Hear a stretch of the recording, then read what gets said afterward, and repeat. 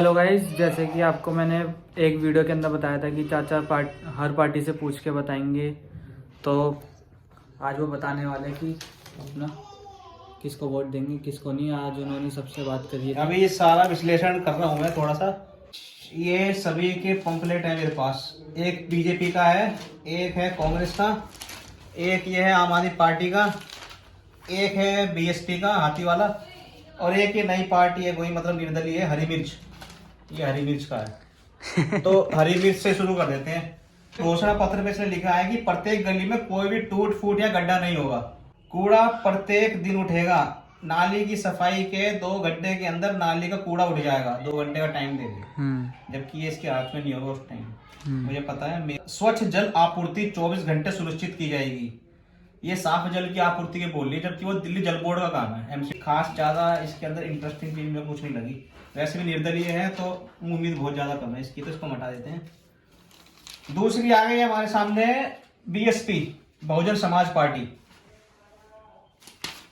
तो इनका कहना है कि फ्री नहीं, रोजगार चाहिए, सत्ता और सम्मान चाहिए। इनके इसमें कुछ लिखा ही नहीं है कि इनका मैनिफेस्टो क्या है, क्या करेंगे, कुछ भी नहीं लिखा इसके अंदर। बस फोटो डाल रखी अपनी और कुछ भी नहीं है इसके अलावा। बस इन्होंने ऊपर ये लिखा कि फ्री नहीं, रोजगार चाहिए। तो इन्होंने सीधा सीधा निशाना करा है केजरीवाल जी के ऊपर। इनको हटा देते हैं।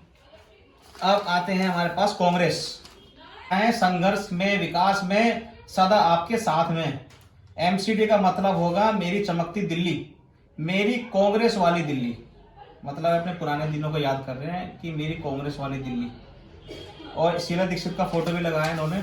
शीला दीक्षित तो अब नहीं रही है, पर फोटो लगा रखा है इन्होंने शीला दीक्षित का, क्योंकि उन्होंने दिल्ली में काम करा था। ये शीला दीक्षित का लड़का है, संदीप दीक्षित ऊपर।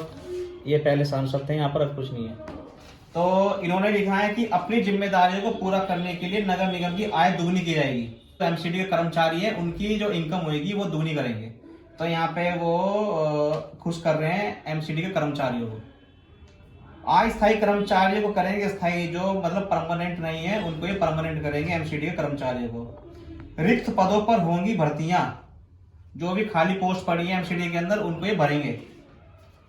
एमसीडी की आय होगी दुगनी, महिलाओं की भागीदारी बनाएंगे, भ्रष्टाचार मुक्त दिल्ली बनाएंगे। तो इनके अंदर जो भी इन्होंने फोकस करा है, सारा फोकस इन्होंने जो इनके वो एमसीडी के कर्मचारी हैं केवल उनके ऊपर कर रखा फोकस। उन्हीं को ही बोल रहे हैं कि हम जो है अस्थायी को स्थायी कर देंगे, आय दुगनी कर देंगे, रिक्त पदों पर भर्ती करेंगे। तो इन्होंने केवल फोकस करा है कांग्रेस ने, जो उनके कर्मचारी हैं, एमसीडी कर्मचारी है, जैसे कि वो दिल्ली को जिताते हैं। चलो खैर कोई नहीं, इनका अपना मानना है सर। आज अब 2 जो दिल्ली में कंपटीटर हैं, एक है बीजेपी और एक है आम आदमी पार्टी। ठीक है, अब हम इसका बताते हैं। हम ले लेते हैं पहले बीजेपी को ले लेते हैं। बीजेपी का मेरे हाथ में आ गया, इसमें किसी ने रोटी बांध दी थी, कोई दिक्कत नहीं है। दिल्ली में लगभग 3,70,00,000 मुफ्त वैक्सीन लगवाकर जानलेवा कोरोना महामारी से बचाया। अच्छा, इन्होंने कोरोना महामारी के अंदर जो वैक्सीन लगी थी वो पूरे देश में सबको लगी थी, पर ये बता रहे हैं इसके अंदर कि हमने ये काम करा है। तो ये कोरोना वैक्सीन को एमसीडी के इलेक्शन में बताना चाह रहे हैं।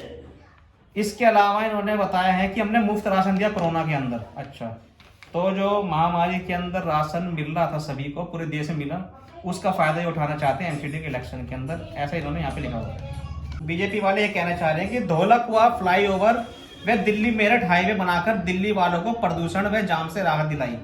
मतलब ये केंद्र सरकार का काम है, तो इसको ये प्रदूषण इसके अंदर इन्होंने ऐड कर दिया है कि उस हाईवे के बनने से प्रदूषण दिल्ली कम हो गया।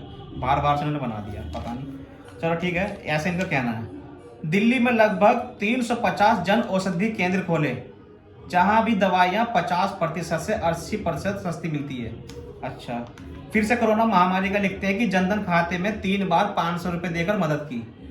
अच्छा ठीक है, ये कह रहे हैं कि उज्ज्वला योजना के अंतर्गत दिल्ली के लाखों बहनों को सिलेंडर दिया है मुफ्त, चूल्हा दिया, रेगुलेटर दिया, दम घोटू धुएं से होने वाली बीमारियों से बचाया। ठीक है, कहते हैं कि 1731 अनाधिकृत कॉलोनियों को अधिकृत कर दिया और 60 लाख लोगों को मालिक बना दिया। अच्छा ठीक है, इनका कहना है। तो इस पूरे इसके अंदर इन्होंने एक चीज और लिखी है कि 300 इलेक्ट्रिक बस और फेज 2 में 921 इलेक्ट्रिक बस दिल्ली सरकार को आवंटित की है। अरे वो तो दिल्ली सरकार ने मांगी है, क्योंकि केंद्र सरकार को एक अपना देना पड़ता है परमिशन के लिए, उसके बाद वो उनको अलाउ करती हैं, फिर तो ठीक है, इन्होंने ऐसे लिख दिया। पूरे इसके अंदर पूरा इनका जो मैनिफेस्टो है, इन्होंने 15 साल में क्या काम करा है वो कहीं नहीं गिनवा रखा है कि इन्होंने एमसीडी का जो एक्चुअल में काम होता है कि कूड़े का रख रखाव, कूड़े को रिसाइकल किया या नहीं किया, जो कूड़े के पहाड़ बना रखे हैं उनका क्या करा, ऐसा कुछ भी नहीं इसके अंदर। केंद्र सरकार के जो काम है या कोरोना महामारी के अंदर जो जन कल्याण योजनाएं थी उनको इन्होंने इसके अंदर लिख दिया एमसीडी के परफॉर्मा के अंदर। तो इसके अंदर एमसीडी में इन्होंने 15 साल में क्या करा या आगे क्या प्लानिंग है इनका 15 साल के अंदर एमसीडी के लिए, तो उसमें वो कुछ भी नहीं है। तो अगर हम एमसीडी का इलेक्शन देते हैं तो मेरे ख्याल से इसको भरोसा करना थोड़ा मेरे लिए तो मुश्किल है, क्योंकि अगर ये 15 साल से हैं तो इनको अपनी उपलब्धियां बतानी थी 15 साल में इन्होंने क्या करा, लेकिन 15 साल की उन्होंने एक भी उपलब्धि नहीं बताई। उसके अलावा आगे ये क्या करेंगे, ऐसी कौन सी इनके पास योजना है, ऐसा कुछ भी इसके अंदर नहीं लिखा है। अब हमारे पास लास्ट बचते हैं जो एमसीडी में केजरीवाल की 10 गारंटी। हाँ, इन्होंने एमसीडी की गारंटी दी है, साफ और सुंदर दिल्ली। इनका कहना है एमसीडी का काम यही है कि दिल्ली को साफ रखना। पहली गारंटी में इन्होंने ये लिखा है कि साफ और सुंदर दिल्ली, तीनों कूड़े के पहाड़ खत्म करेंगे। दिल्ली में 3 बड़े बड़े कूड़े के पहाड़ हैं, गाजीपुर वगैरह में, बाईपास वगैरह में दिखती है, बहुत बदबू आती है जब उनके पास से जाते हैं, तो बहुत ही ज्यादा गंदा है, धुआं निकलता है, कई बार उसमें आग लग जाती है। सड़कों और गलियों की शानदार साफ सफाई की जाएगी। कूड़े के निस्तारण के लिए दुनिया भर के शहरों से आधुनिक तकनीक का इस्तेमाल किया जाएगा। जो भी कूड़े को रिसाइकल करेंगे, कूड़े को किस तरीके से खत्म करने की पहाड़ ना बने, या उसको यूज किस तरीके से करना है, उससे कोई इलेक्ट्रिक एनर्जी क्रिएट करेंगे, ये सब अपनी पहली गारंटी में लिख रहे हैं। इसके बाद है पार्किंग समस्याओं से मुक्ति। जी हाँ, केजरीवाल कह रहे हैं कि पार्किंग की समस्याओं से मुक्ति दिलाएंगे। पार्किंग की समस्या का स्थायी और व्यवहारिक समाधान निकाला जाएगा। समाधान निकालने की बात कर रहे हैं, क्योंकि पार्किंग की बहुत ज्यादा प्रॉब्लम होती है दिल्ली के अंदर। नगर निगम की टूटी सड़कों और गलियों की मरम्मत की जाएगी। ठीक है, वो उनका काम ही है तो करना ही पड़ेगा।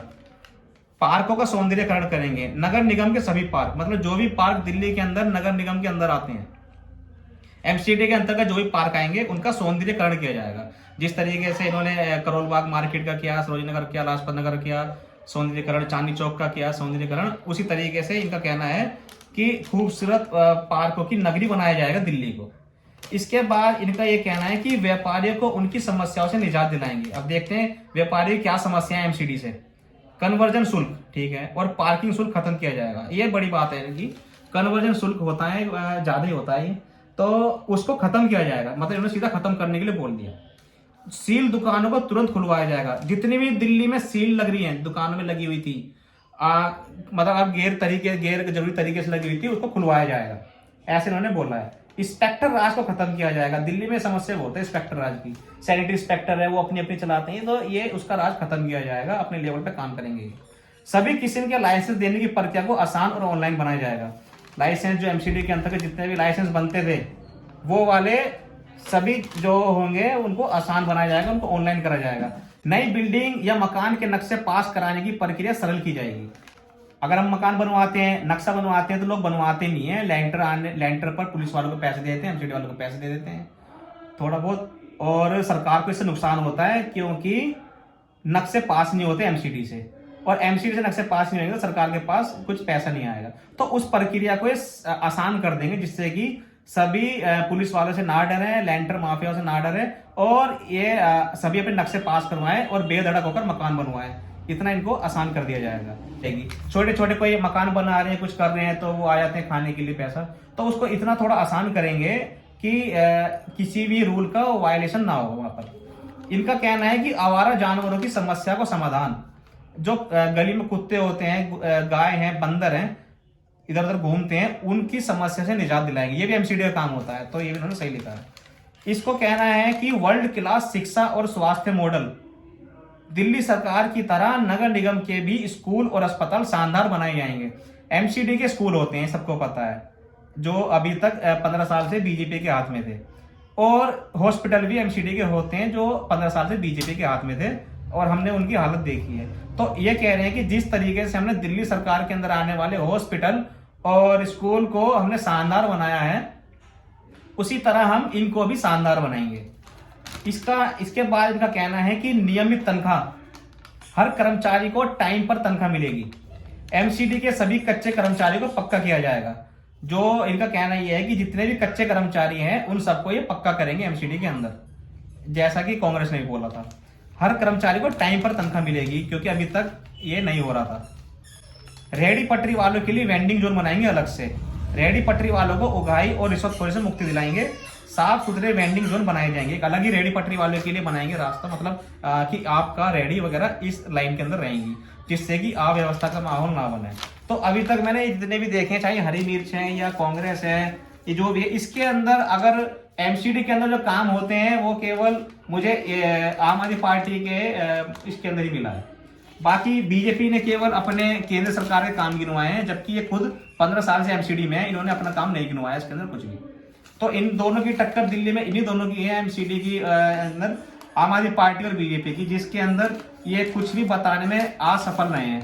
तो मेरे ख्याल से जो मेरी खुद की ओपिनियन है, अगर एमसीडी की बात कर रहे हैं तो हम एमसीडी की ही बात करेंगे, और इसके अंदर अगर ये गारंटी दे रहे हैं, उसके अलावा हमारे यहाँ से जो भी प्रत्याशी खड़ा हुआ है वो उसका कोई क्रिमिनल रिकॉर्ड तो नहीं है, ये मैं चेक करूंगा। अगर उसका क्रिमिनल रिकॉर्ड नहीं होगा कुछ, तो मैं इसको वोट देना प्रेफर करूंगा अपना।